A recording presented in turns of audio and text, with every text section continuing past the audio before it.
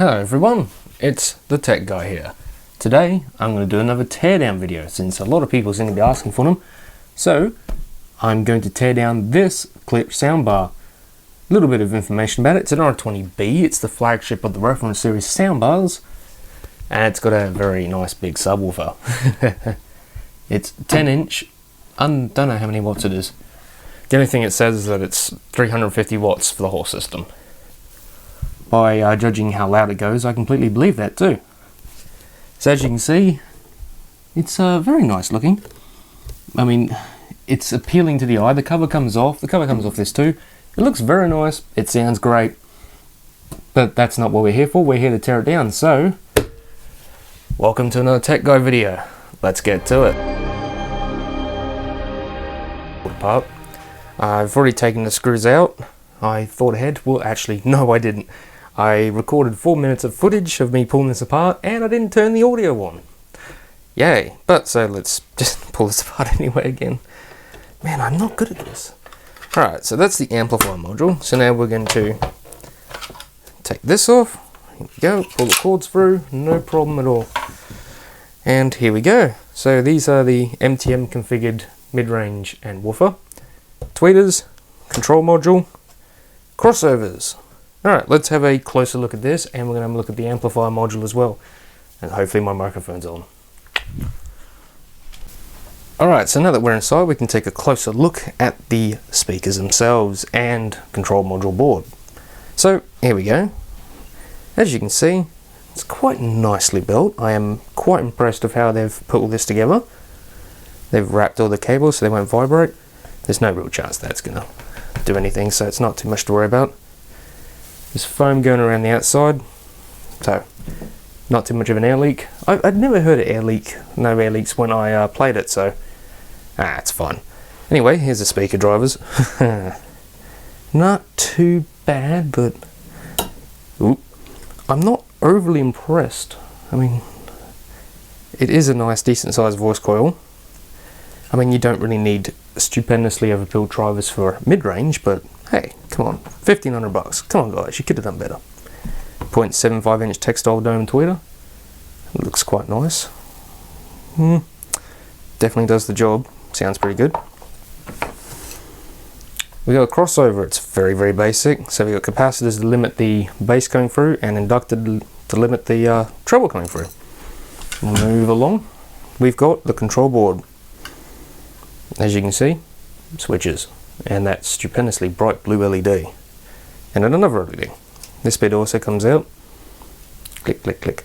You may have noticed that this is not really that well sealed in. There's no sealing around here. There's only a little bit here. Well, it doesn't really need too great a seal, because as you can see here and here, these are actually closed off. They've got a fair bit of space themselves. The wires here are also nicely wrapped. Yeah, and of course, same for the other side. Now let's grab that amplifier module. As you can see, screws are already taken out of it. I thought ahead. Now, I felt this back plate get hot, so I thought the heatsink, well, I thought there was a heatsink pushing against it, but there's not. These are foam pads. They're not, foam doesn't really transfer heat very well, so a bit confused. So this easily lifts out once the screws are taken out. We got an antenna for the Bluetooth over here, connects in over here. Alright, and here's the board itself. It's quite a nice looking board, I will give it that. I'm overly impressed.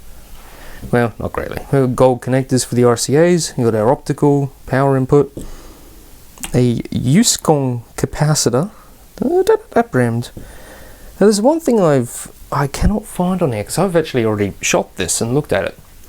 And there's no big heatsink or anything here. I know this is the age of digital amplifiers. I think this thing has a bash amplifier or something, I think it's called. But yeah, I would have expected to see a heatsink somewhere here. But I thought, maybe one of these are acting as a heatsink. But as you can see, I don't know if you can, but nothing's actually touching this outer plate. So we must have a really efficient digital amplifier now. Missing one of these chips must be an amplifier, but yeah, none of them to me look like it. And we got the power regulation over here, which is quite nice. But yeah, I don't know a great deal about digital amplification because just it's not my field of expertise. And to be honest, I don't really care for it, to be blatantly honest.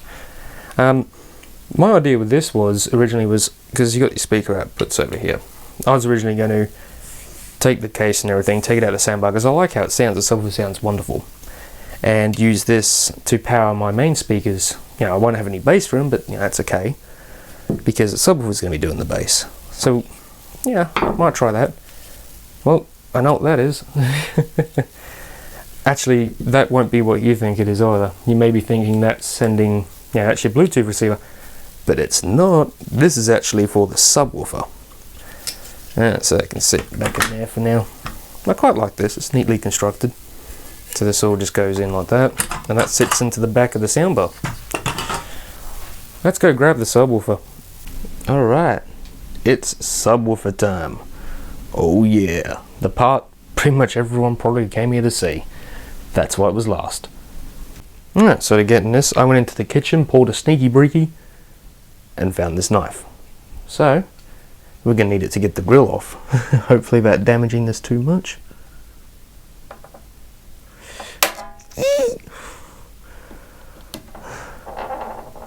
Come on, sneaky breaky. Let's not break anything. Come on, sneaky breaky. Oh man, this is meant to be easily removable. It's not. Doodly-doo.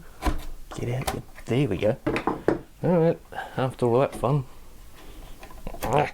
Get out. Ooh. Oh wait. Now you can hear it. Alright, let's have a better look at this. Alright, so what we got here is a 10-inch Klipsch driver. Poking out the obvious again. You can always tell Klipsch by the colour. That copper colour. Unfortunately, it does nothing for the sound. I wish it did, but I've never understood copper for cone material. Alright, screws are out. Let's have a look inside. What are you guys expecting? Ooh. What are you guys expecting? Big subwoofer or a small magnet?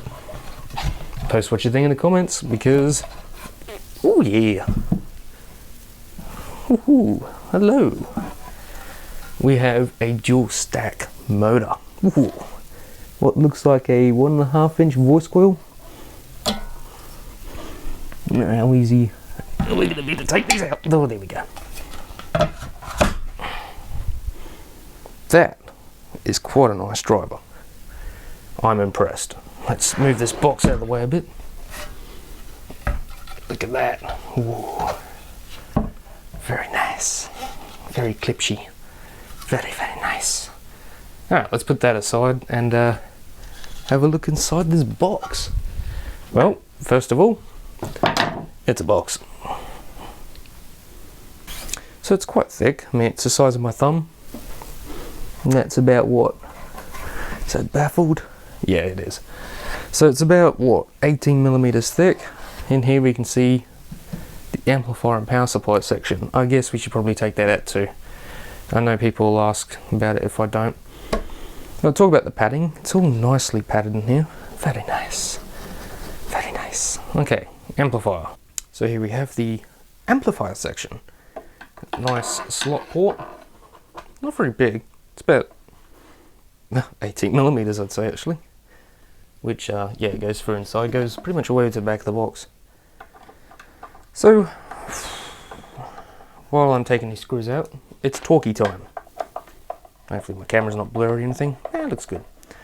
So, I've been using this for about, what, 2 weeks overall.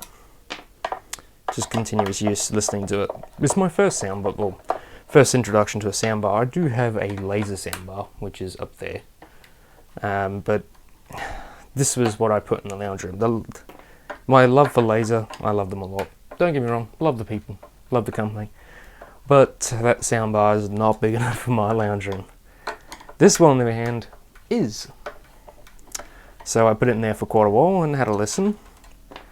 Bass response, yeah, you can't fault this thing. It hammers out some deep bass. You can play Bass I Love You on it and watch that subwoofer like all the teenagers like watching in their car stereos. It does very well. Like, don't get me wrong. You can't really localize it when it's playing, which is nice. A lot of cheaper subwoofers, especially on like Samsung and LG and those brands, you can localize a subwoofer. Like, there was one Sony system that was just appallingly bad. I think it was a DAV10. Appallingly bad. Alright, enough chat. Bonk. Box isn't... Oh, no, box is still heavy. We have... not a great deal. Alright, so... someone accidentally sneezed and... yeah, well, that happened. It's nicely insulated. I like that. They got removable plugs on things as well. See? Nice. Good sign of quality. But I mean, it's Klipsch. It's $1,500. You should be expecting this. You may be thinking these big heatsinks here, they're for the amplifier. Wrong. They're not. This is just the power supply section. Which is overly big considering, what was it, 90 watts? Yeah, I don't think so, eh? I think it's a bit more than that. So, if you looked at the video before and you saw the amplifier module, you'll have noticed this. Well, that was the transmitter. Here's the receiver. So this is what brings in the audio to the subwoofer. There's your digital amplifier. And you can see in here, let's get this out of the way. It's a little heatsink, and somehow they think that's going to keep it cool. And somehow it does. So we got two use corn caps again over here. Not the greatest of quality, but hey, I'm guessing they do the job. And this board here is the amplifier on its own. That's it. This little board here puts out, I don't know, 150 watt, give or take. Yeah, very nice. Anyway, that's the end of the subwoofer. There's not really much more to talk about. It's a subwoofer. Well, I dearly hope you enjoyed watching this video. If you did, why not subscribe? If you like the video, hit that like button. If you don't like it, you know what to do. But I hope this is informative and a good look inside a Klipsch product, because I'm pretty sure I'm one of the first people to do this. I mean, I didn't buy this new, so to anyone who's going to say, oh, he just bought it to pull it apart and blah blah blah, he's not going to use it. That's not true. I bought this whole thing for like $200, so it's okay. But I've always wanted to look inside a Klipsch product. Now it's been done, so thanks for watching.